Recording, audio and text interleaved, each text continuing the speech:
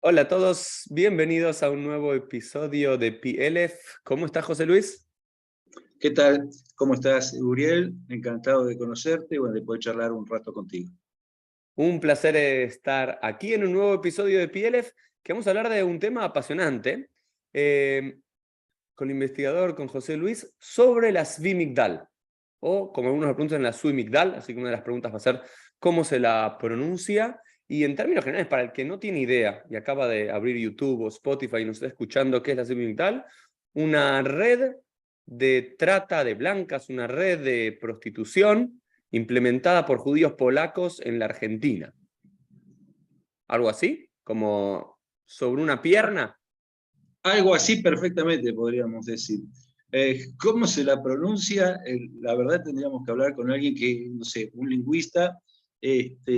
Acá en Argentina yo a veces pienso, ¿cómo será si un suizo estudia castellano y viene de Argentina, ¿no? Porque acá también tenemos nuestras particularidades para hablar, para pronunciar dentro de nuestro propio idioma. Suimital es la manera que la pronuncio yo y que la pronuncia la mayoría de la gente.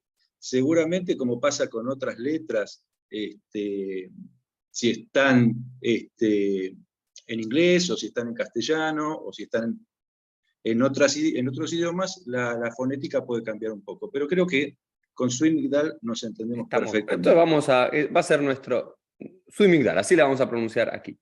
José Luis, contanos un poco quién sos vos, quién es José Luis, tu formación, y en segundo término, cómo llegaste a investigar y escribir un libro, Tmemim, Los Impuros, ¿no? Y la historia de la Suimigdal, ¿no? Que es la razón por la cual te invité a poder charlar en este PLF.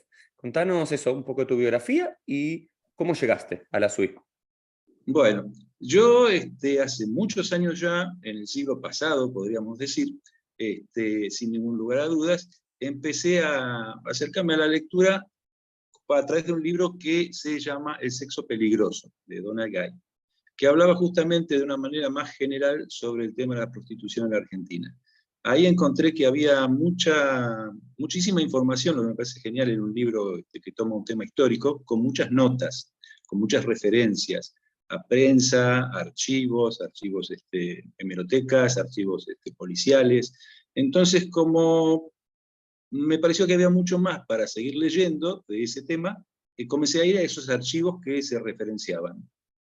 Y me di cuenta que, bueno, como siempre pasa, los autores toman una cantidad de material, pero hay otra cantidad muy grande de material que queda fuera del trabajo, en este caso de ese libro.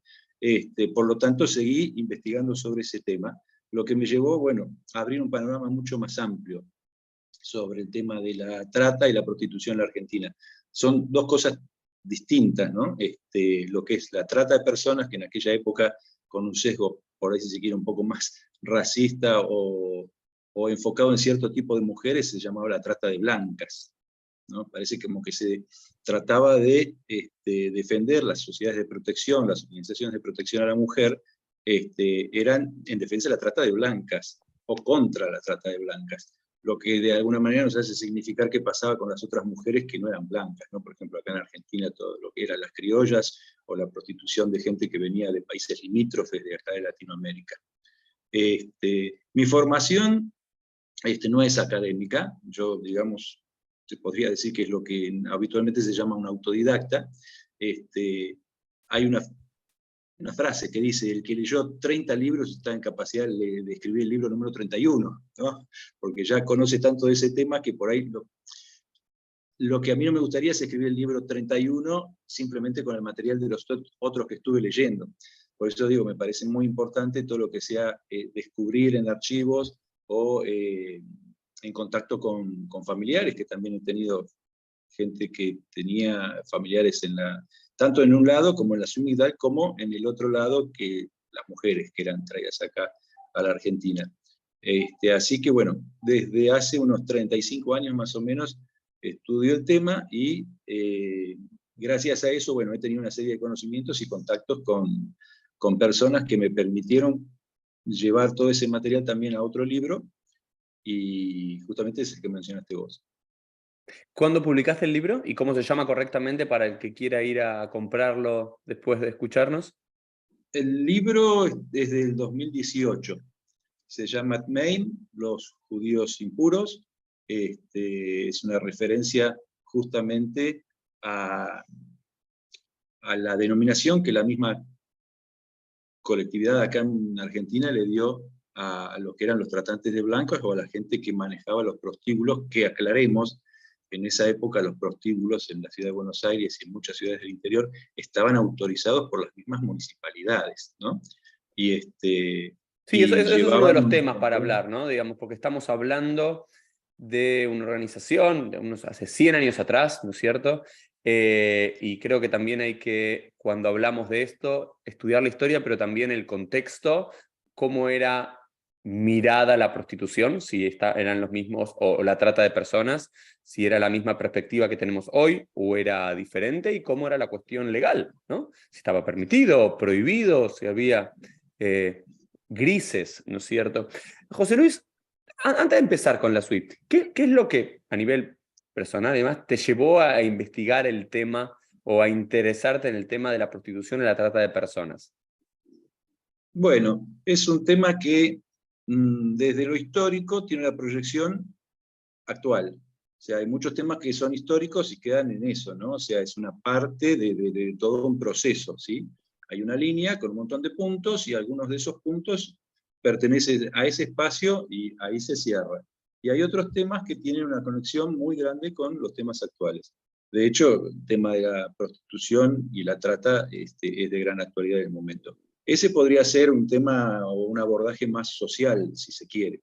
En lo más íntimo, particularmente lo que me gustó del tema para investigar es que había muchísimo material todavía para ir descubriendo y que había muchos mitos sobre el mismo tema, a veces generados por lo que se llama un pánico social, ¿no? por ciertos procesos que se dan en las sociedades en determinadas épocas, y otras veces asociado con las mismas necesidades de las organizaciones que luchaban contra la trata de blancas, tal vez por generar un compromiso en la gente, hacer que este tema fuera mucho más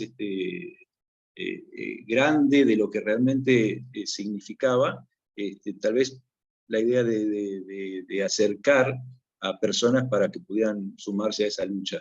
Pero realmente uno de los temas que me interesa mucho es lo que se refiere al mito de cómo se manejaba y de cómo se movía en esos temas en aquel momento. Como decís vos, hace 100 o más años todavía. Maravilloso. Entonces, empecemos ahora con la historia. Hagamos un poco de historia.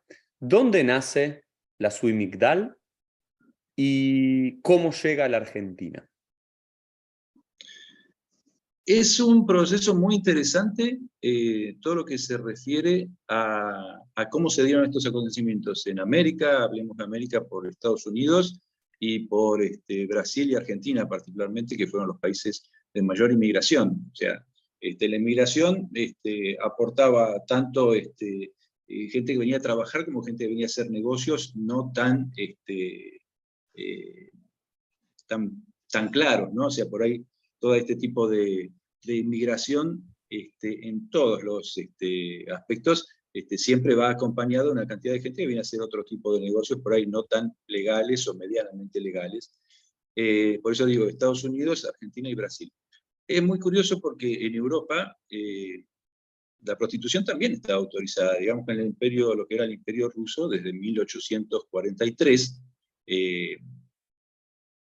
estaba reglamentada, como se suele decir, porque había reglamentos que hacían a la forma en que se debía dar, cómo debían ser la instalación de las casas, en qué lugares, a partir de qué edad la mujer se podía prostituir legalmente, el funcionamiento de las madamas, todo ese tipo de cosas estaba reglamentado, las visitas médicas. Entonces, no es que ¿También acá en llega. Polonia? ¿También en Polonia estaba Sí, reglamentado? sí, sí, Sí, sí, sí. claro, perdóname, cuando hablo del Imperio Ruso hablo de la parte de Polonia que pertenecía Ok, también a ese perfecto. imperio, ¿no? Hasta la Primera Guerra. Eso estaba reglamentado con una serie de ordenanzas que por ahí se iban modificando con los años, como cualquier reglamentación. Cuando llegan acá, estas mismas personas en busca de los negocios, porque estos tres países que nombré tenían unas perspectivas económicas muy grandes, había mucha inmigración, ciudades portuarias, que en los primeros años recibían muchos hombres solos, sin su familia, ya fuera porque eran solteros o porque la otra parte de la familia quedaba en Europa. Lo curioso es que estas organizaciones ya llegan con cierta capacidad sobre lo que era el tema y el negocio. Y parecería ser, uno quiere entender, que la reglamentación, por ejemplo acá en Argentina, se da a partir justamente de la llegada de estos tratantes de blancas, ¿no? Después vamos a ver si realmente eran tratantes o no eran tratantes. Pero justamente acá en la Argentina prostitución había no había prostitución tolerada o reglamentada, como se llamó después de 1874, pero la había en casas particulares, no eran negocios autorizados. De hecho, muchas veces el ejército llevaba mujeres, las mujeres que por ahí estaban, digamos, en una situación más expuesta, porque, no sé, se las tomaba como revoltosas o que estaban en vagancia o en ciertas actitudes, se las llevaba y se las llevaba junto con el ejército. Eso no era prostitución en el sentido que lo entendemos en esta charla, pero de alguna manera también era exponer a las mujeres a las necesidades de los hombres, esas necesidades que nunca podían contener y aparentemente que hoy tampoco pueden contener, ¿no? Porque si uno se pone a ver, uno de los motivos de la prostitución justamente es la demanda, no necesariamente la oferta, porque vos tenés un montón de oferta, pero si no hay demanda, en términos de mercado, ¿no?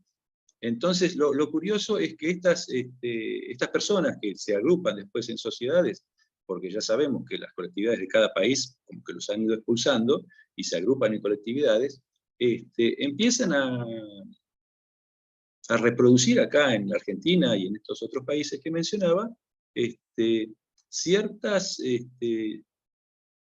instituciones de las que habían sido alejados. En los judíos particularmente, bueno, para mantener el tema religioso y de tradición, una de las necesidades que tenían era el cementerio, tener un cementerio propio. Y al haber sido expulsados de la comunidad, digamos, oficial, reproducen justamente todo este tipo de necesidades. Y el tema del cementerio hace que se tenga que organizar legalmente, las formas legales para poder comprar la tierra, para poder administrar un cementerio. Tienen que agruparse en sociedades que en ese momento eran de socorros mutuos, podemos decir. Entonces, ¿esto qué sucede? Con esto empieza a haber un montón de compromisos formales, administrativos, por parte de los proxenetas, que los exponen y dejan documentación.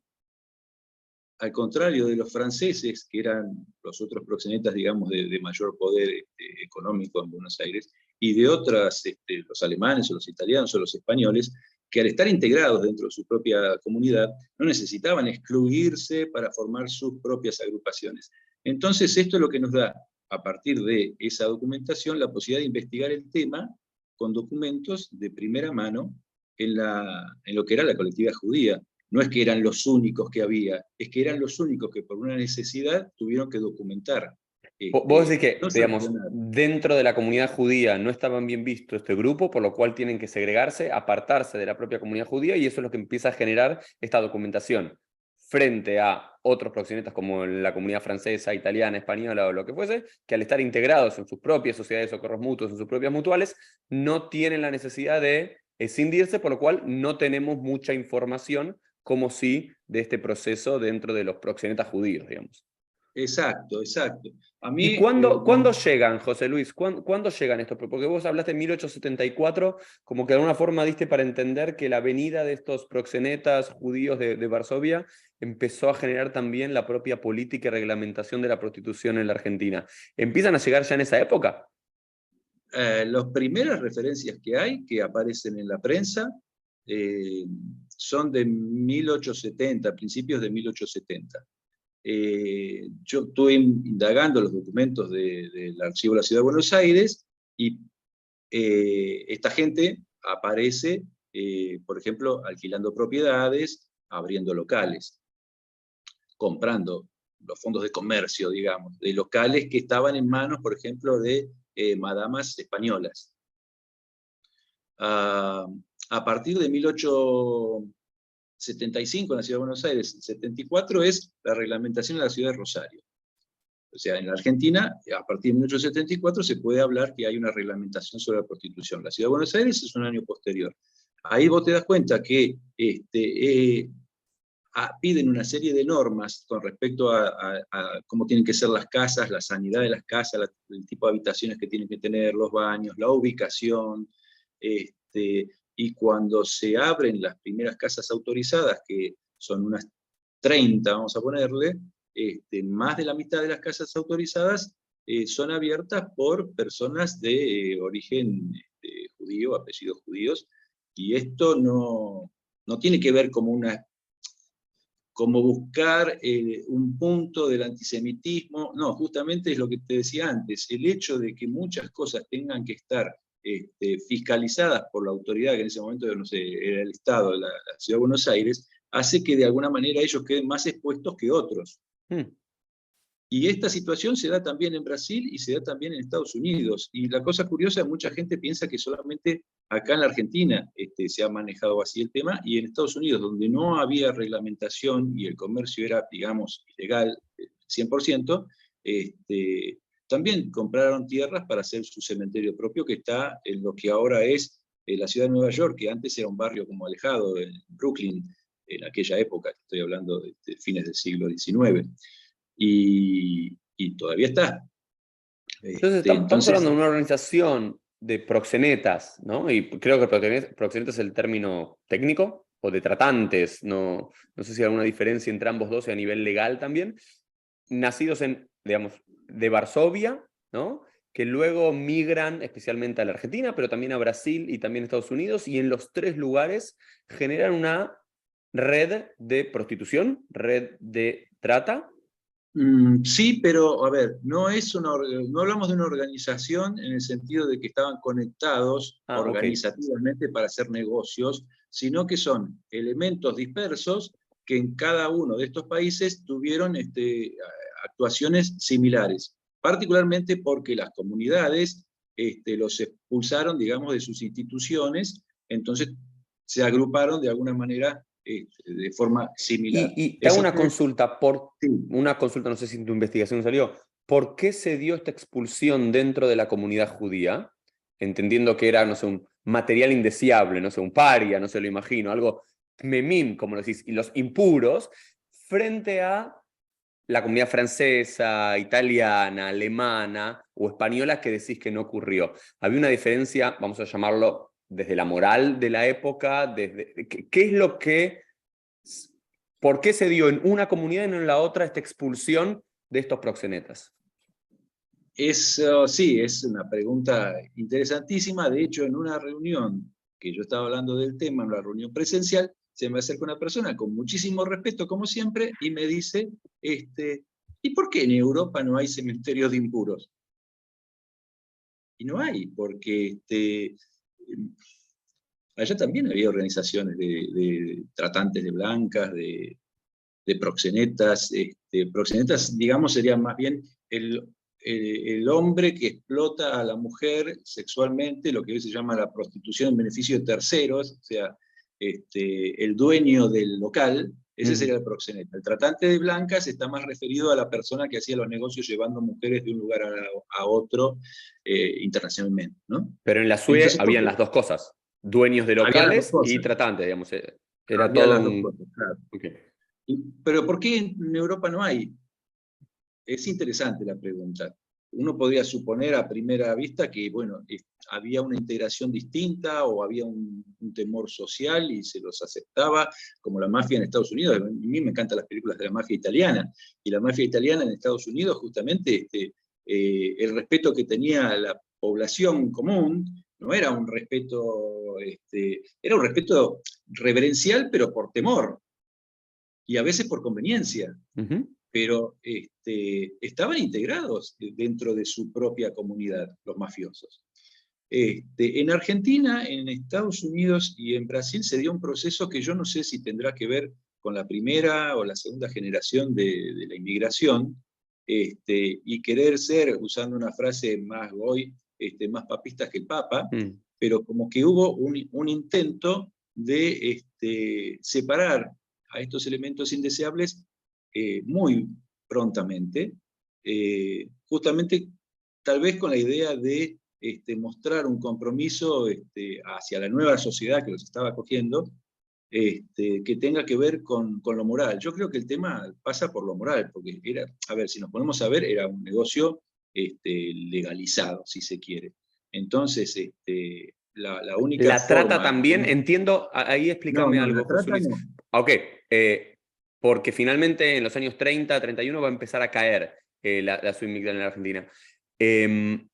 Pero, o sea, la prostitución sí está legalizada, los burdeles, todo, hay una legalización. El problema no está tanto en eso, ahí está el problema moral, que como nosotros no sé, como comunidad judía, con nuestros estándares morales, éticos de la Torá, de la tradición rabínica, no lo aceptamos, a lo cual también es bastante interesante que en ningún lado de la tradición judía la prostitución está prohibida. Claro, la prostitución, digamos, o sea, la mujer que se prostituye por determinadas circunstancias, por una circunstancia económica o por interés de ascenso social o por, no sé, por el tema que sea. Pero acá de lo que estábamos hablando era del beneficio que esa prostitución le daba a otras personas.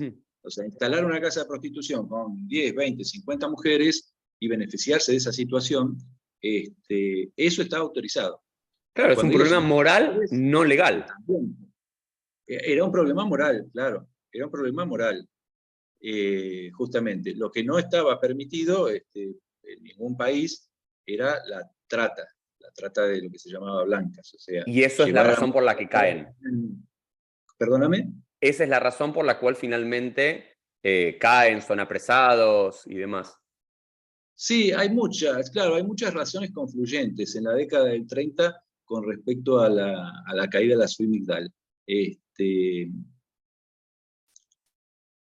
Yo te diría que tiene que, o sea, cae por la exposición pública y cae por la situación que estaba viviendo la Argentina en ese momento y la concepción que este grupo de personas generaba en la sociedad. Legalmente no cae porque son todos puestos en libertad, porque no se les puede probar la asociación ilícita de la que lo acusaban.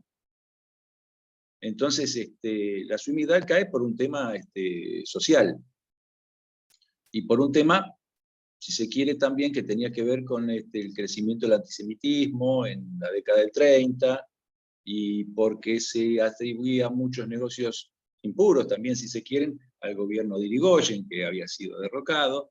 Entonces hay muchas situaciones que confluyeron en esa caída, pero no estrictamente por un tema legal, porque legalmente fueron todos exculpados, o sea, bueno, exculpados por ahí no es la palabra jurídicamente correcta, pero bueno, salieron todos en libertad porque no se les pudo probar aquello de lo que se los estaba acusando. Entonces, José Luis, me parece apasionante. Contanos un poco, entendemos que estos proxenetas, estos tratantes provenían de la comunidad judía, de Varsovia, judíos polacos. ¿Las mujeres que traían también eran judías o no judías? Esa es una pregunta. Y la tercera pregunta, involucrado en esta pregunta, es quiénes eran la mayoría de los clientes. Y la mayoría de los clientes tenemos registros que pertenecía a la comunidad judía o pertenecía a la comunidad amplia de Buenos Aires.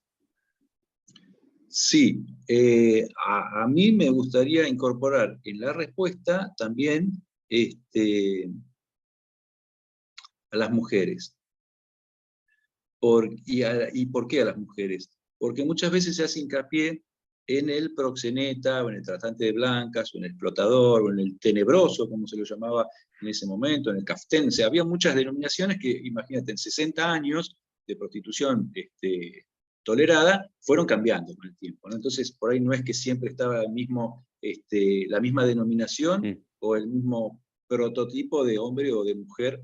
Eso fue cambiando con el tiempo. Pero me parece interesante también enfocar lo que sería la concepción de la mujer, por qué llegaba a la prostitución y si realmente llegaba engañada o no.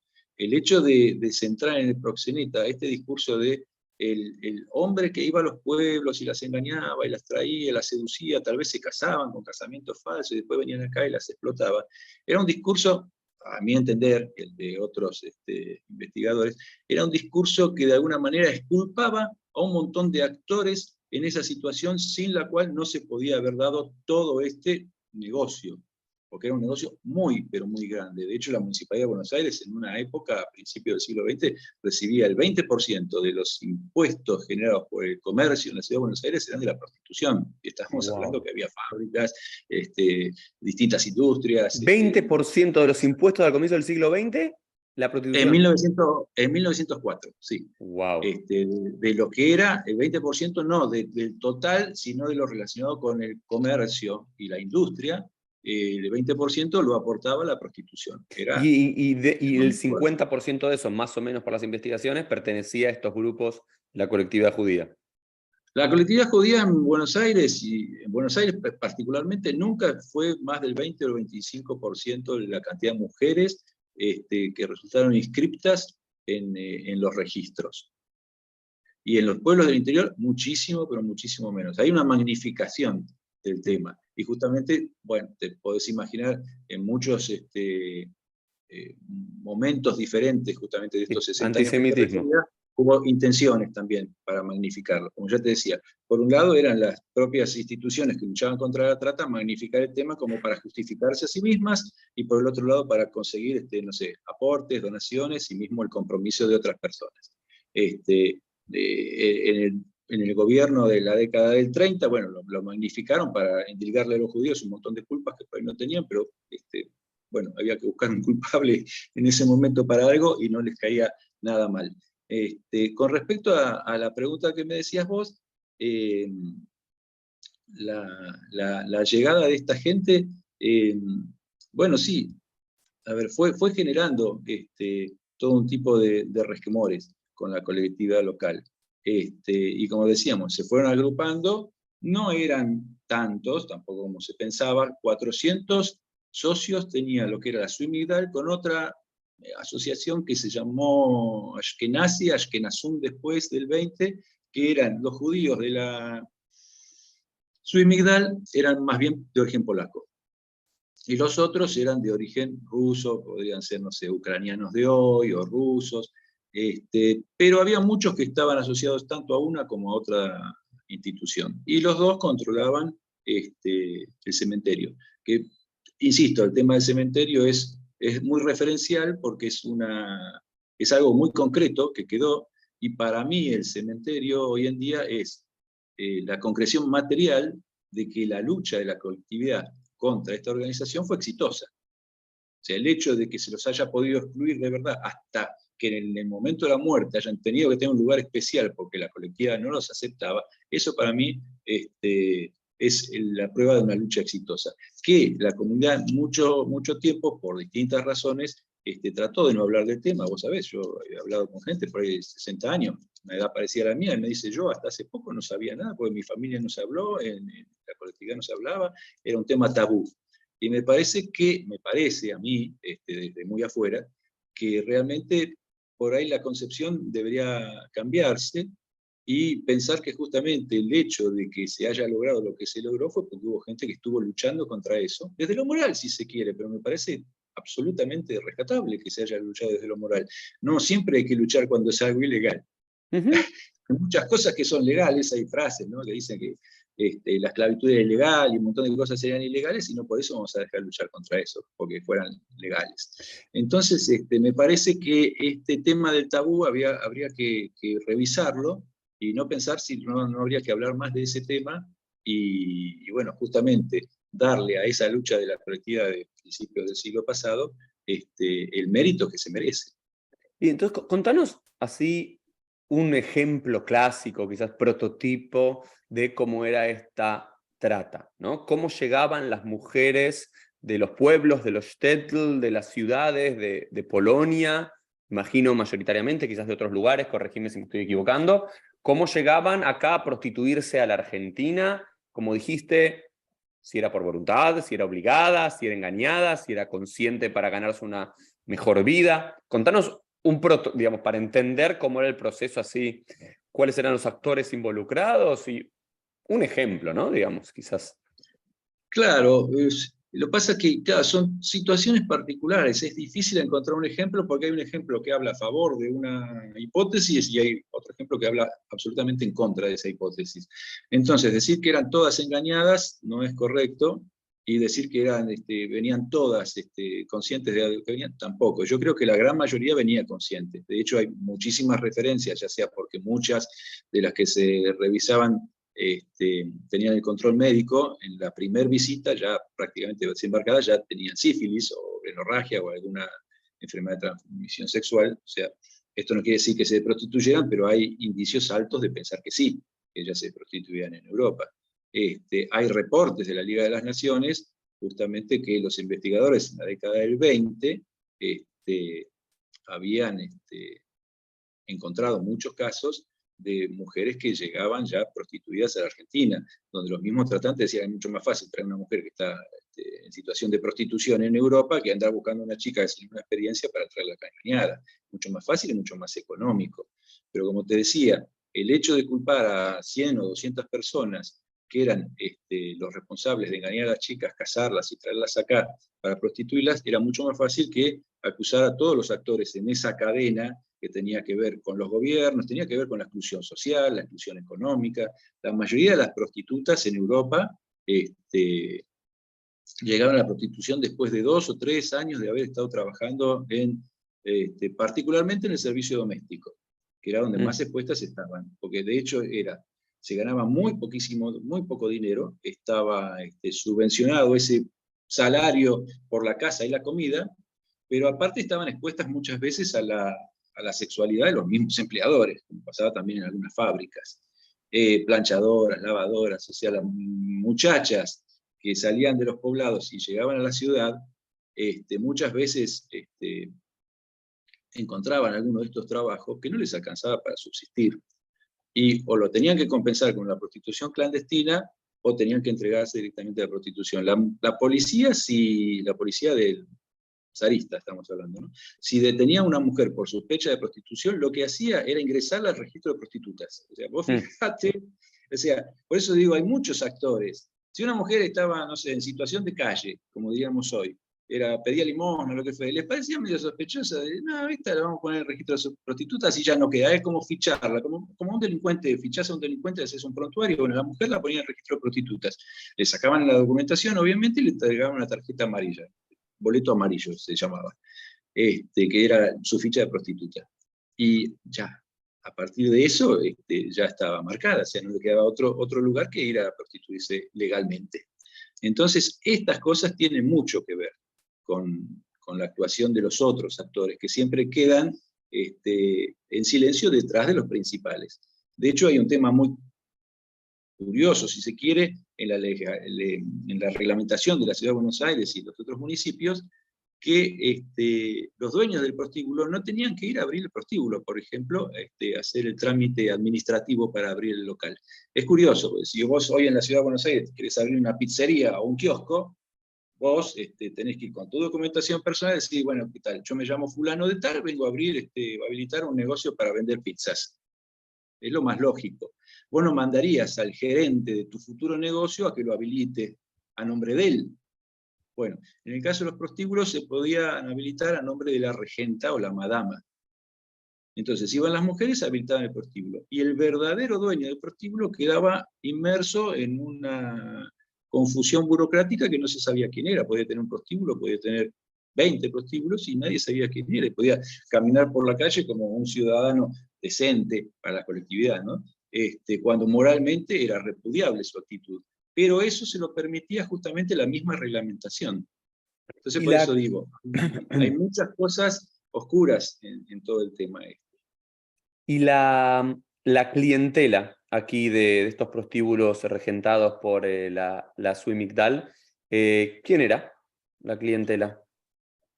Y acá en Argentina, bueno, en cualquier lado, pero acá en Argentina particularmente se hace un poco complicado saber quiénes eran los clientes, porque no hay o sea, no hay una estadística de los que entraban en las casas y los motivos por los cuales entraban.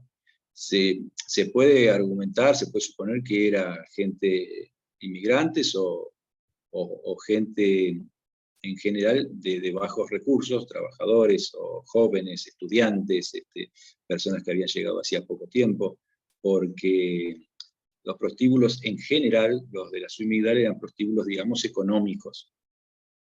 Eran casas de una tarifa bastante baja y accesible.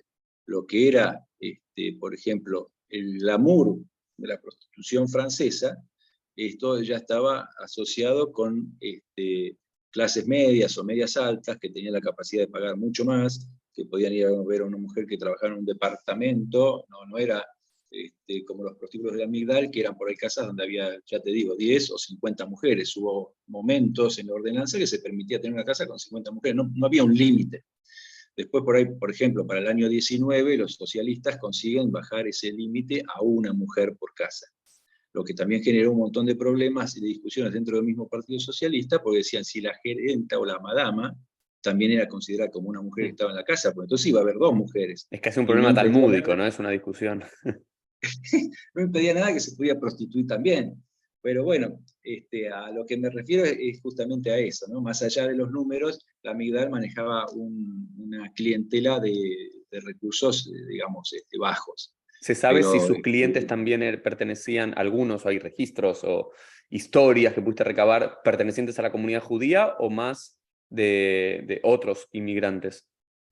no, eso no te lo podría decir eso, o sea, porque no hay algo registrado y no hay tampoco voces de aquellas mujeres que nos puedan, a ver, transmitir justamente esta respuesta, Y ¿no? al nivel de números, José Luis, tenemos números de, vamos a decir, dijiste el número más o menos entre la Zui Migdal y Ashkenazum, unos 400 afiliados a estas dos mutuales. Tenemos números de cantidad de burdeles o cantidad de casas o incluso cantidad de mujeres que vinieron de Europa del Este traídas por la SUI, en esos, estamos hablando de los 70. Estamos hablando de los años son desde 1974, 75, más o menos, hasta 1930. En esos casi 60 años de historia. ¿Tenemos números? De eso sí hay número, porque justamente como estábamos hablando, Está quedaba registrado. todo registrado, o sea, quedaba todo registrado. Siempre estamos hablando de la prostitución tolerada por el Estado, no estamos hablando de la clandestina, que en ese caso los números pueden ser mayores, diferir, y no hay forma de corroborarlo. Pero creo, si no me equivoco, acá tendría que consultar el libro, que para 1910, que fue cuando se hace el censo, había en la ciudad de Buenos Aires viviendo 6.000 mujeres. 6.000 mujeres judías, ¿no? Estoy hablando. A ver, el censo no dice que eran 6.000 mujeres judías, eran 6.000 mujeres rusas o polacas. Uno tiende a pensar que la mayoría de esas 6.000 eran judías. No creo que fuera alguna rusa de religión ortodoxa que hubiera venido acá, aunque podría haber el caso, obviamente.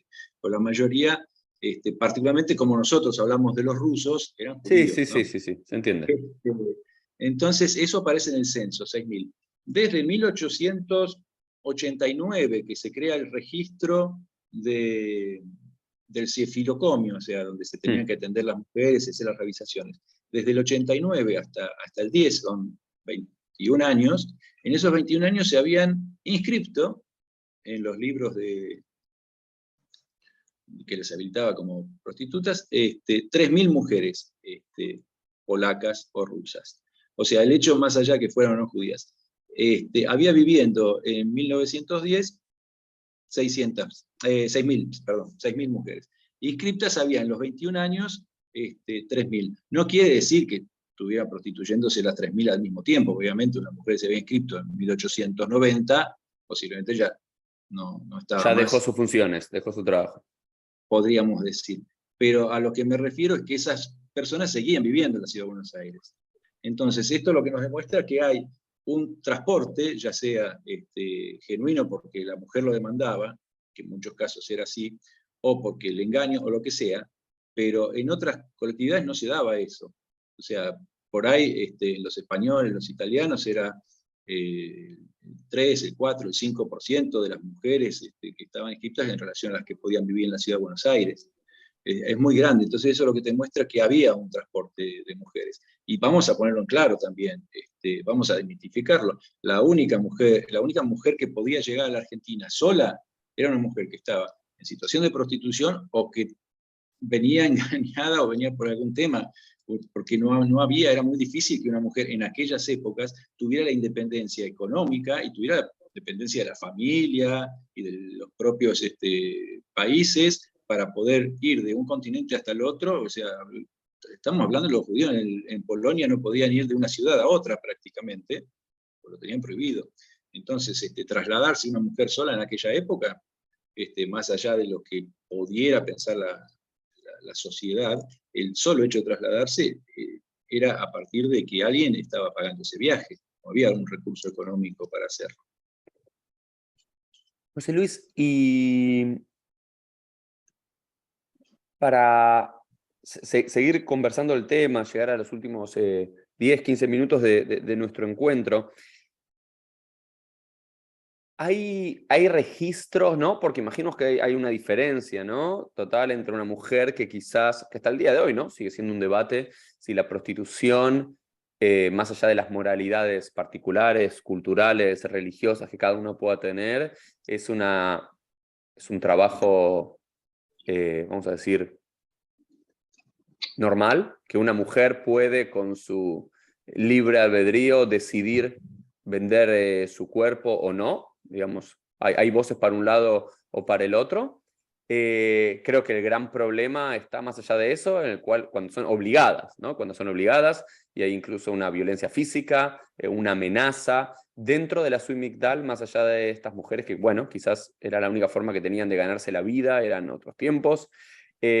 Hay registros de casos de instigación, de violencia, de presión. Quizás había mujeres que, no sé, llegaban acá después de 2, 3, 4, 5 años, se ganaban unos pesos y decían, dejo esto. Hay registros de la Zvi Migdal y de sus miembros presionando a estas mujeres para que se queden como parte de su red.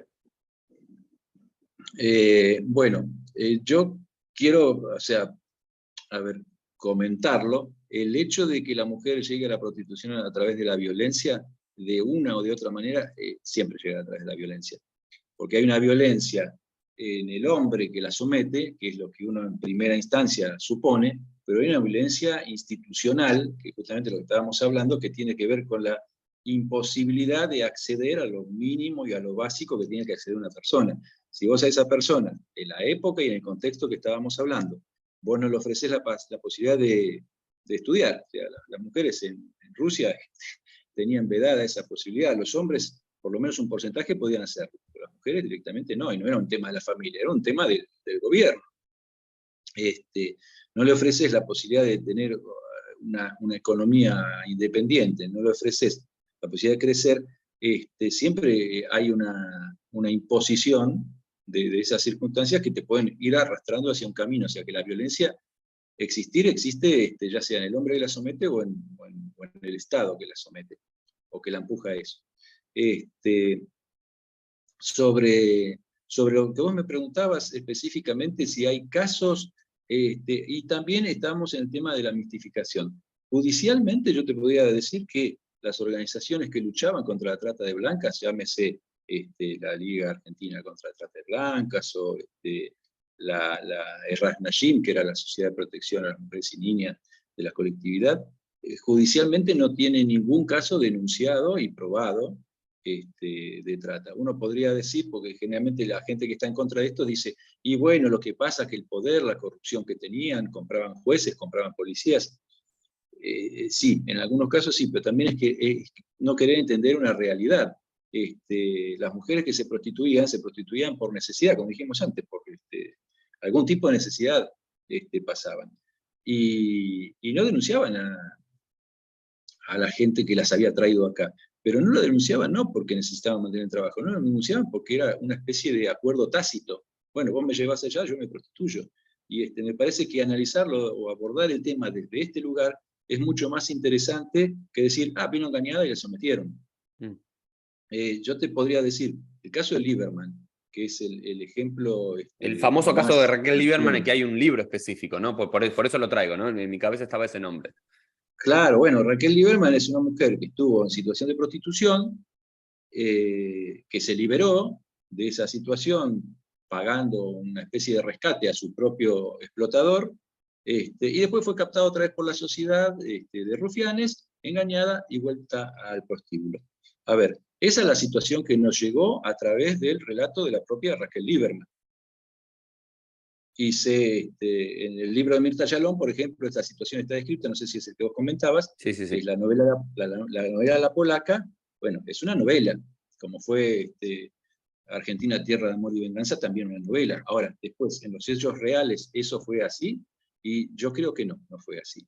Porque de hecho, Raquel Lieberman, cuando llega a la Argentina, esto nos enteramos muchos años después, en el 30 fue la denuncia de ella ante la justicia, que fue la que inició todo este desbarajuste que después sacudió los cimientos de la Sumigdal, y lo que decíamos antes, cayó por un tema social y no por un tema judicial.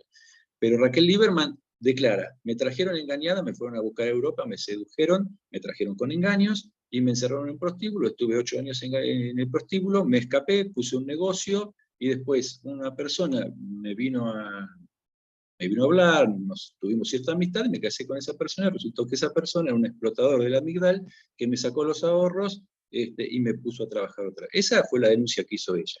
Y a partir de eso inició el proceso judicial. Ahora, lo que después con los hechos se pudo comprobar es que no era cierto. O sea, ella vendió una imagen de la prostituta sometida, que era la prostituta que compraba la sociedad en ese momento, esa imagen. Pero ella vino con el esposo. O sea, ya ahí, realmente, yo no quiero ser hiriente, pero ahí tenía un proceso por falsa denuncia Lieberman. O sea, ella vino con el esposo acá. O sea, no vino con el esposo vino 1 año antes, ella vino a reencontrarse con sus 2 hijos con el esposo, que el esposo vivía en Tapalqué, en la casa de su hermana, o sea, la cuñada de Lieberman. La hermana de Jacob, el esposo de Lieberman, gerenciaba un prostíbulo en Tapalqué. Uno no puede saber si Raquel vino a hacer sociedad con la cuñada o vino a trabajar de costurera. Pero bueno, a partir de ahí, toda la denuncia de Lieberman se cae, porque después un montón de cosas que ella refiere sobre la explotación que sufrió tampoco son ciertas. Vos fíjate, o sea, ella sí se prostituyó, de eso no hay ninguna duda, pero ella llegó a ahorrar, y esto está comprobado por la justicia, 90.000 pesos. 90.000 pesos en esa época, en 4 años, era una fortuna que le hubieran llevado a una costurera, más o menos, yo saqué la cuenta, sin gastar un centavo en comida, en alojamiento y nada, 180 años de trabajo. O Wow. sea, era mucha plata, ¿sí? 90.000 pesos comprabas 2 o 3 casas en un barrio alejado del centro y una magnífica casa en el centro de la ciudad de Buenos Aires. ¿Está mal? No, no estoy diciendo ni que está mal ni que está bien. Estoy diciendo que era mucha plata y que no se compadece con la denuncia que hizo Lieberman de sometimiento, de esclavitud. Era un trato igualitario entre el rufián que tenía el negocio y ella que trabajaba en el negocio. Y yo, esta es una apreciación mía, pero yo tiendo a creer que Lieberman de alguna manera quiso tomar el mismo camino que muchas mujeres habían tomado después de iniciadas en la prostitución, que era gerenciar su propio local. Por eso, Pasar a ser la madame, digamos, subir claro, de empleada a gerente. vos sabés que una de las normas no escritas de la Sumidal es que ninguna mujer podía administrar un prostíbulo si no tenía un esposo, un socio, como quiera. Ellos llamaban esposo, era el socio comercial. Y muchos de estos tránsfugas, porque otra forma de llamarlo no hay, por lo menos acá en Buenos Aires, por ahí no tenían un mango, ¿sí? Pero tenían sus conexiones, sus amistades, y les presentaban, había tipos que se encargaban de eso, de hacer contacto. Le presentaban a la mujer y decían: mira, esta señora tiene, no sé, 40.000 pesos y quiere abrir una casa. Bueno, y se asociaban, se casaban, así como decían ellos. A veces el casamiento era realmente por una cuestión sentimental y otras veces era por una cuestión social, porque la mujer pasaba a ser una especie, hasta que cambia el Código Civil, una especie de propiedad del hombre, ¿no? Y todas las cosas que le pertenecen a la mujer terminan siendo del hombre, y la mujer estaba sometida al mandato del esposo. Entonces, por eso el casamiento era muy, muy interesante en términos Y económicos. tengo 2 preguntas más. El primero, sabemos que tienen un cementerio aparte, la Ciudad Migdal, tanto en Argentina, Brasil, Estados Unidos. o estas redes de tratas, porque la propia comunidad judía los expulsa, ¿no? Y conocemos muchos, digamos, dentro de la colectividad judía, la idea de que cuando alguien, no sé, comete una aberración a la ley o a la moral judía, normalmente se lo entierra, ¿no? O se lo solía enterrar en el límite de los cementerios, frente a la pared, como una forma para ellos y para su familia, y como detrimento para otros de no seguir ese camino. Acá directamente tiene que construir su propio cementerio, apartado, ¿no? A nivel en la vida comunitaria, ¿no? Como tenemos la AMIA, ¿no? Como esa primera gran mutual ashkenazí, a nivel sinagogal también tuvieron que crear su propia sinagoga, o podían en el día a día visitar otras sinagogas. Esa es una pregunta y después tengo una más. Estaban totalmente excluidos, totalmente excluidos. O sea, Incluso en vida, obviamente, no solamente muertos. no, sí, en vida, pero, a ver, estamos hablando de un proceso, ¿no es cierto? Por eso hablamos de 60 años. Al principio, tal vez, cuando la cantidad de la inmigración no era tan alta, y estos tipos tenían mucho dinero, por ejemplo, lo que se ha hablado muchas veces, y es cierto, promovieron muchas obras de teatro. O sea, el teatro Yiddish era un punto de reunión de toda la colectividad. Y ellos promovieron las primeras, no es que todas, obviamente, las primeras obras de teatro. Ahora, Es lo que hoy llamaríamos el soft power, ¿no? Como se lo llama, digamos, algunos estados que para limpiar la imagen generan actos de cultura, no sé, mundiales o claro, cosas. obviamente, aparte, esto ya corre por cuenta de quienes lo dicen, no es que lo digo yo, digo, hay muchos autores que dicen justamente era una exhibición de sus propias mujeres también, había mucha gente que iba al teatro, gente no necesariamente de la colectividad, por ahí otra gente también, y bueno, ahí tenía como una especie de vidriera, ellos a los Wow. Name les encantaba emperifollarse, ¿no? Como decimos, ponerse todas las alhajas, todas las ropas, los mejores perfumes, era mostrarse, qué mejor lugar que un teatro, un palco, para mostrarse ante los demás, ¿no? Mirá cómo me va y qué bien que estoy. Pero sí, fueron excluidos gradualmente también del teatro, obvio, y en vida también no podían acceder a ningún lugar. De hecho, ellos tenían hasta, no sé, sus propios médicos, y su propio rabino y su propia sinagoga. Sí, en la calle Córdoba 3280, cuando ya en el año 1926, ellos compran una propiedad que era bastante grande, muy, muy importante, y ahí tenían su sede, y tenían una sinagoga, un salón de fiestas, de actos. Tuvieron sinagogas en otros lugares también, a medida que iban Impresionante. mudándose, pero esa era propia, digamos, no era un lugar alquilado, era de ellos. ¿Sigue estando hasta hoy esa sinagoga? ¿Tenés idea del nombre? No. Vas a No, ver. no, No. en la calle Córdoba, en esa dirección, se demolió el edificio ese y después se construyó un edificio de 10 pisos, pero que hay. En el libro yo doy una historia justamente del tema de la propiedad de la calle Córdoba, porque hubo varios remates y pasó por varios propietarios. De hecho, uno de los propietarios fue Terrabuzzi, el de las galletitas, para la Wow. década del 40. Para la década del 40 compró esa propiedad, después se vendió y se hizo un edificio de, como te digo, de 10 pisos. Y Y hay en la otra cuadra un edificio muy parecido, que a veces se confunde, que es el sanatorio, ahora me, ahora me equivoco yo, si era el sanatorio municipal o el sanatorio modelo. Y muchas veces se confunde el edificio ese con el que era de la Ciudad Migdal, pero son dos propiedades diferentes. Yo tengo encontré las escrituras y todo, así que está certificado que era Córdoba 3280. una última pregunta para cerrar, que creo que es uno de los grandes mitos que por lo menos quedó dentro de la comunidad judía, y entiendo que es un mito y por eso lo presento como tal, la conexión entre la prohibición en la comunidad judío-argentina desde la década del 20 de la conversión de judíos en la Argentina y su relación con la Sui Migdal. Entiendo que es un mito absoluto, que son dos temas totalmente separados, pero quiero escuchar la opinión del experto. No, mirá, la opinión sería, el experto serías vos en este tema, porque yo de eso sé lo que me han contado justamente por ahí algunos rabinos o alguna otra gente. Pero por lo que he podido leer, justamente parte del problema viene a través de los casamientos mixtos de la primera época, donde figuras muy referenciales de la colectividad terminan casándose con cristianas, ¿no?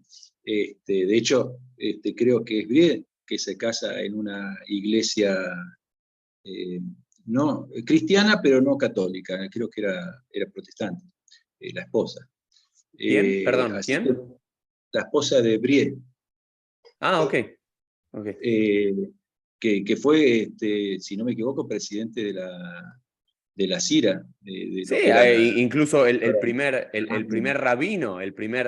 rabino de la Sira, que no era rabino, era un judío que sabía leer un poco hebreo y demás, para ser autorizado, para hacer los primeros casamientos cuando solamente había católicos, y se permite, se abre el culto. La figura tenía que haber una figura clerical dentro de la comunidad judía, se elige a un judío que más o menos, ¿no?, sabía algo de hebreo, algo de liturgia, lo mandan al consistorio de Francia y lo generan como el gran rabino de Argentina, y lo único que le dicen es: lo único que te pido, tu mujer no es judía, convertila, ¿no?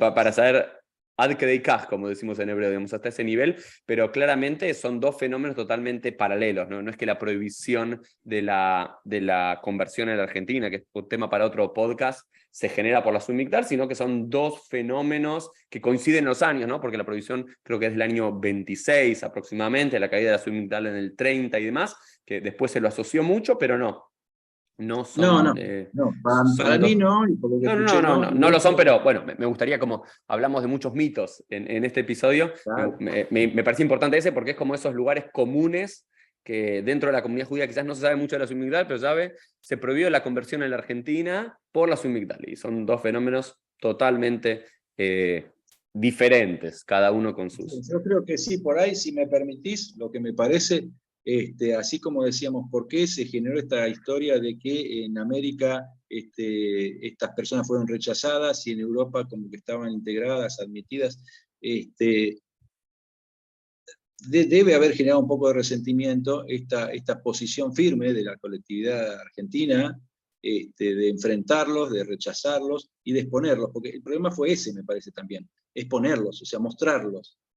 Fíjense que no son todos fantásticos, hay un montón de elementos que, bueno, son estos que están acá, o sea, esa exposición debe haber generado en los centros europeos cierto malestar también, porque allá también había y no estaban expuestos. Entonces, esta idea de las nuevas generaciones que se trasladaron a Argentina y de poner este punto firme, no aceptarlos, debe haber generado también un malestar.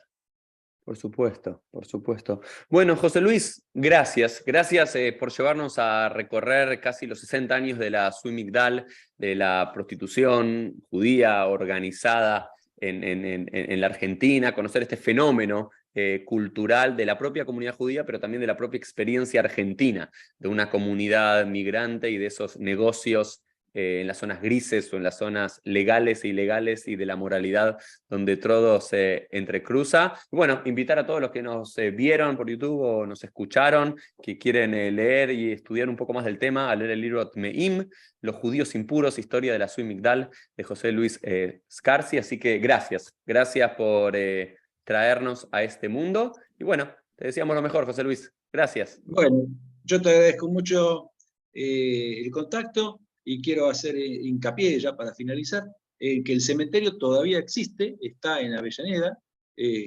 Yo participé de alguna manera durante 2 años en una investigación, fuimos relevando las sepulturas, conseguimos un registro de sepulturas que estaba en Israel.